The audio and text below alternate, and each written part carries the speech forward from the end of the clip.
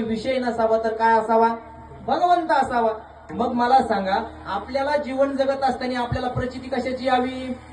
अस्तित्व संपन्न वस्तूचीच आपल्याला जीवनामध्ये प्रचिती यावी. जर आपल्याला अस्तित्व संपन्न वस्तूची जीवनामध्ये प्रचिती आली तरच आपलं जीवन काय होणार आहे महाराज? सुखी होणार आहे. तरच आपल्याला भगवत प्राप्ती होणार आहे, तरच आपल्याला भगवत प्राप्ती करता येईल. म्हणून आपल्या जीवनामध्ये आसक्ती असावी, आवड असावी, प्रचिती असावी, पण त्या प्रचितीचा विषय अस्तित्व संपन्न असावा महाराज. थोडं वेगळं बोलतो. आपण ज्या रस्त्याने चाललोय ना माऊली, आपण ज्या रस्त्यानं चाललोय त्या रस्त्यावर आपल्या मुक्कामाचं गाव असं.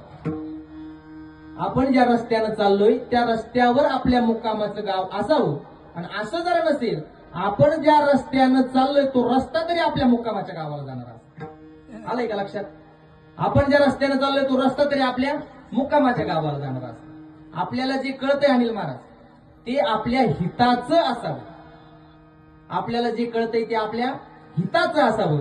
आणि तसं जर नसेल तर आपल्याला कळालेलं तरी आपल्या हिताचं असावं. या दोन्हीतलं कुठलं तरी झालं पाहिजे महाराज. अस्तित्व संपन्न वस्तूचीच जीवनामध्ये प्रचिती आली पाहिजे.